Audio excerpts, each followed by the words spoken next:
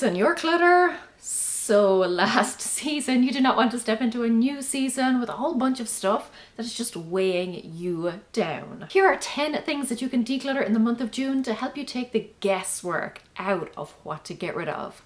Let's go. Hi guys, it's Laura and I help you live a simpler, happier, more spacious life. And the first thing on our list is travel and sample sizes of toiletries. Fun little fact for you, I actually used to work in skincare, which if you know me at all, if you know how much I do not use any form of skincare, pretty laughable, but I was all trained up and stuff. So yeah, I used to sell people skincare for a living. And over the years, I found that I was just amassing a large supply of little samples and travel sizes of things, not just because of the job, but also if I was going away anywhere, I would just grab a few sample sizes of things. I used to pick them up all of the time, telling myself I would use them, but I never did. And then they would end up just packing out a drawer. But eventually I got wise and got rid of them.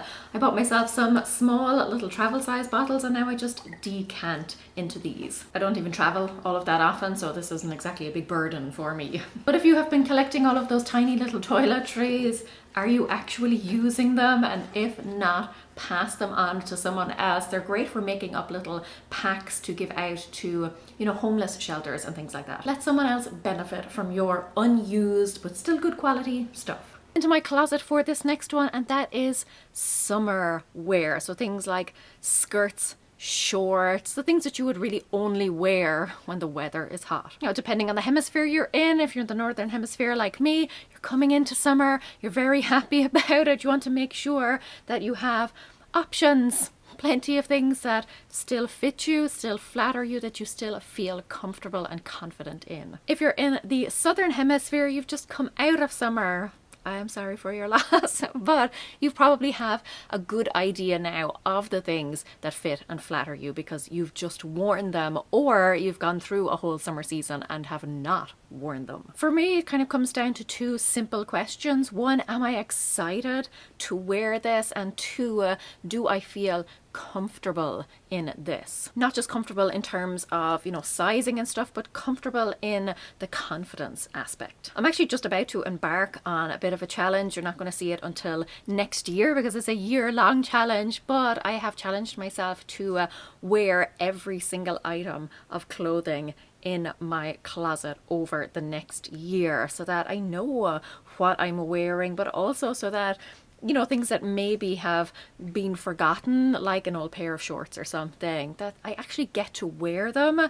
And if I don't want to wear them, or if I don't like wearing them when I do put them on, or if they have been unworn after the entire year, those are the things that are going. I'm not saying you have to take things to extremes like that, just a little challenge I'm doing for myself, because I do have a lot of clothes. But yeah, go through your summer gear and get rid of the stuff that you're just not excited about wearing. Again, if it's in good condition, pass it on to someone else. Otherwise, try and recycle it in whatever way you can. Coming in at number 3 then is something that I personally do not have a lot of because I hate water, but that is any beach or pool accessories that you have. So I am talking swimsuits, I'm talking pool toys and floaties and goggles, life jackets, all those types of things. Even your large beach towels or beach bags. Basically anything you would schlep to the beach or the pool. Now, like I said, I hate water, so I try and avoid both of those things if I can. But my daughter does love to swim. Thankfully, she didn't pick up a fear of water from me, so she does have some swimsuits, towels, toys and stuff, although I have to say they are kept to a minimum. We've actually just gone through her swimsuits. These are the ones that no longer fit her, so these ones are going to be donated. This is a really great category to go through because generally, I think for most people, you're probably only going to the beach or the pool at one time of the year. You know, it's not something that you're pulling out on a regular basis through every season of the year. So chances are some of this stuff doesn't see the light of day all that often, and you may have grown out of it or just no longer like it. I think for most of us, this is stuff that we probably only pull out for one season of the year, maybe two, but generally I think it's probably not something that is seeing regular use throughout the entire year. So chances are that since the last time you used it, it's probably no longer in good condition, or if it's your kids' stuff, maybe they have outgrown it. And let's face it, for something that you only use for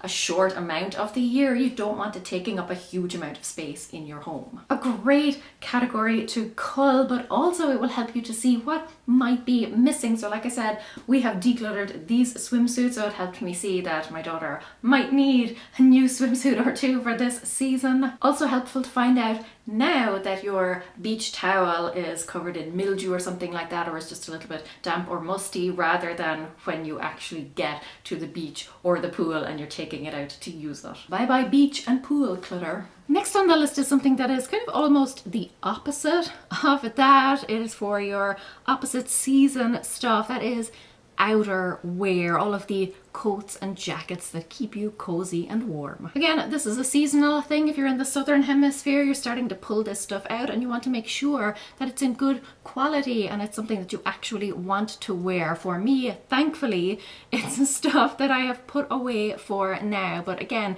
I'm able to look at what I actually wore this past winter season and what I enjoyed wearing, what I want to wear again next winter. Like, which are the things that are actually going to keep me warm and dry, and which are the things that have just past the point of no return. Basically, I just don't like them because they either don't keep me properly warm or I've just grown out of them. Because these things are generally bulky, they take up a lot of space, so even just getting rid of one or two can make a big difference. And like I've already talked about, donating the good quality ones could make a big difference to someone else's life. Save yourself the space and sort through your outerwear. This next category differs slightly from the previous categories, and here's why. With the previous ones, you basically had to pick and choose. You know, you weren't getting rid of everything. You got to choose which were the things that you wanted to keep and which were the things you wanted to let go. Whereas with this category, generally,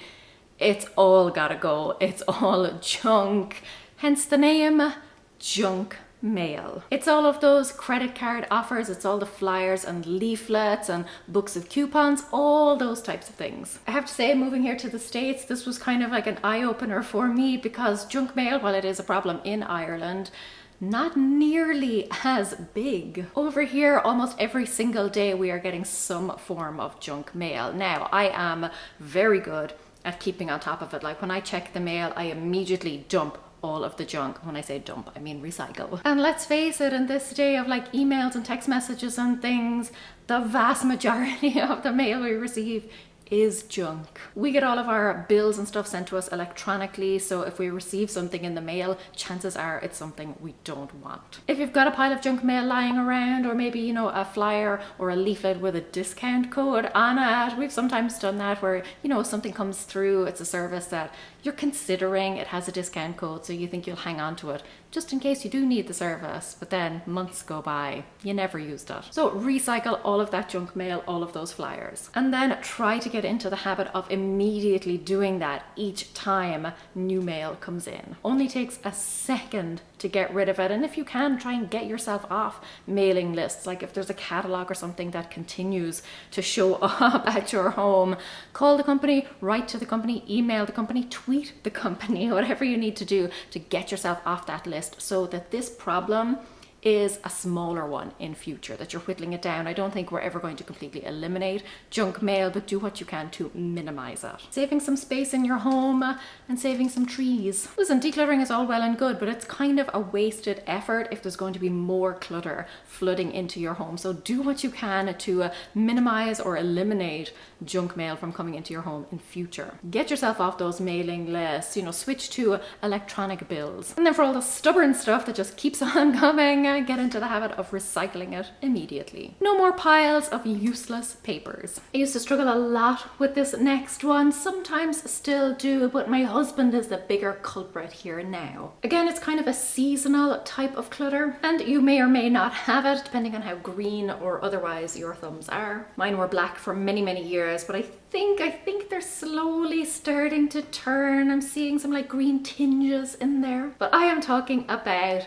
excess plant pots. You know, you go to the store, you go to the garden center, you buy yourself a lovely new plant or a lovely new flower. It comes in a plastic pot and you eventually repot it into something a little nicer, but you keep the plastic pot just in case. Oh, I was a terror for doing this. Like the grand plans I had for like growing flowers from seeds and all that sort of stuff. So I kept all of those plastic pots, but I have been whittling them down. Now, like I said, my husband is more so the culprit these days. He has developed some form of obsession with growing peppers, you know, chilies. So he is always looking for plant pots because he does actually plant the seeds, and he's got like 11 bajillion different varieties. I don't know what the fascination is, but he enjoys it. He does, you know, get a little bit of a bounty every year, different types of chilies. So yeah, he does actually use most of the pots, but not all of them. So if you've got pots there that, you know, have potential, but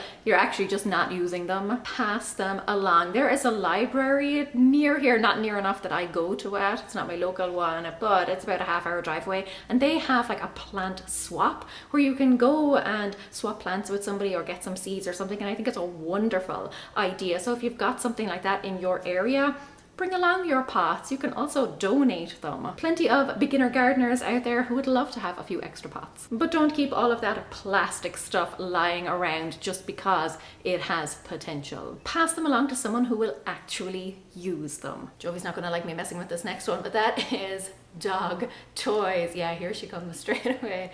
Hello. I know, why am I messing with your toys? Not just toys, but pet accessories.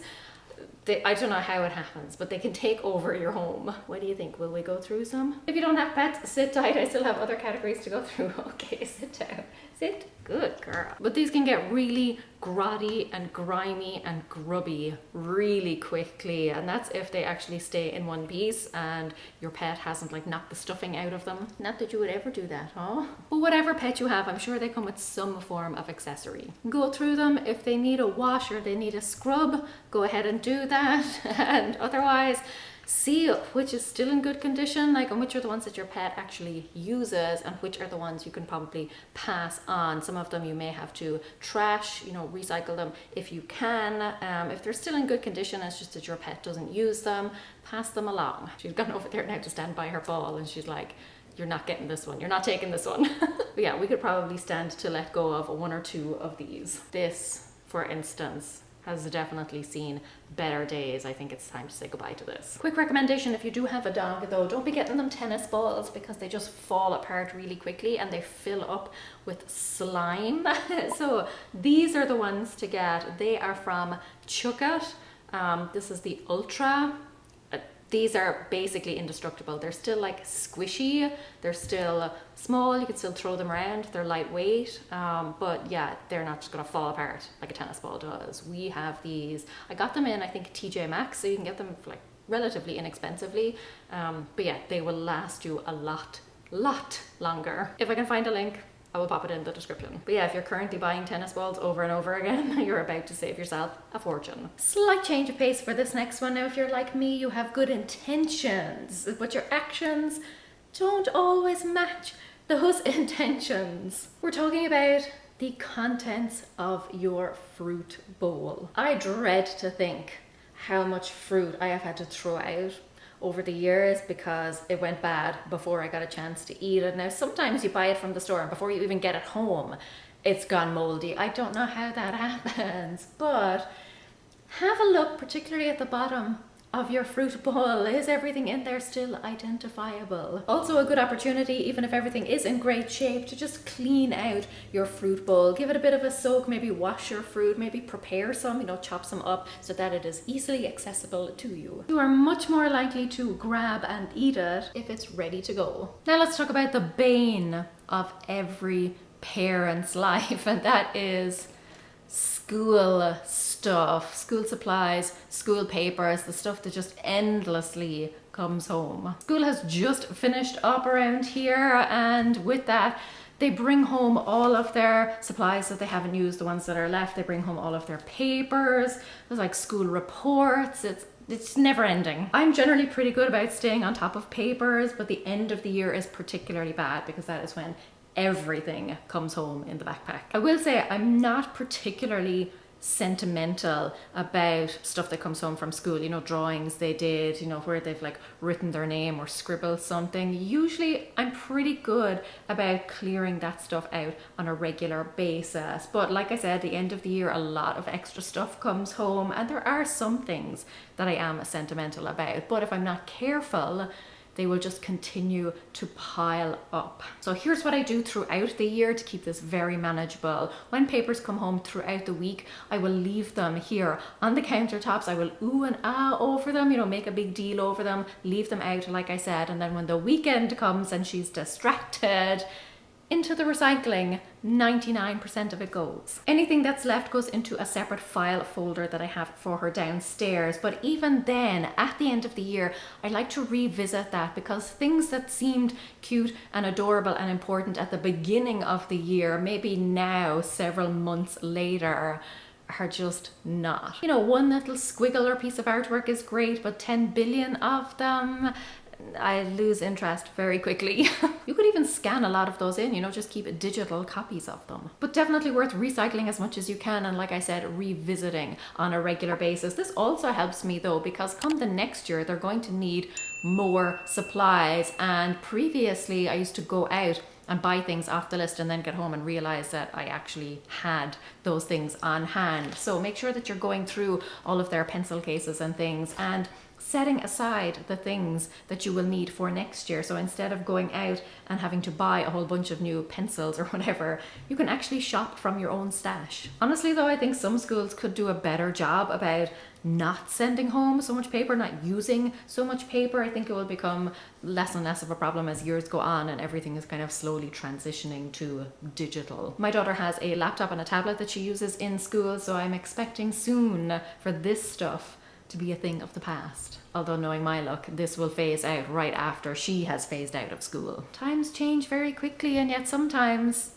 not nearly quickly enough. And now let's talk board games, or boxes of things that your kids have that come with a bajillion pieces. And they never seem to stay in the box. No, they get scattered all throughout your home. Then there are tears when they can't find the one piece that they need. Toy manufacturers, why do you do this to us? But it's not just kids' toys. A lot of us grown-ups have board games that we enjoy as well. But if you've got ones that you're just not using, pass them along to someone who will. Someone else will get great enjoyment from them. But it is a particularly good time to declutter kids' board games because, again, depending on the hemisphere you're in, if you're in the northern hemisphere, they're probably going to be playing outside a lot more. You know, they're less likely to be staying in, playing board games and playing with their indoor toys. So a great time to whittle down the collection. If you're in the southern hemisphere, they're probably going to be indoors a little more often, so you want to be making sure that the board games you have are still ones that are entertaining and fun for them, and like I said, that they do still have all of the necessary pieces. First, get rid of the board games and the boxes that you know that you're not going to use again, and for the ones that you're keeping, then you can go through those and make sure that everything is present and correct. Now listen, word of warning. I've already touched on it, but it is worth reiterating, and that is that there is no point in decluttering this stuff if more clutter is coming straight back in. A lot of people have a list of things that they want to buy, but something that I find really effective is to have a list of things that I definitely do not need to buy. Plus, there are things that I've just cut out of my life completely, things that I no longer buy. I know this list is not going to be for everyone, but if you want to check out the things that I don't buy anymore, you can find them right here. I'm curious to see which ones we might have in common. And until next time, go raibh míle maith agaibh. Agus feici mé sibh go luath. Slán!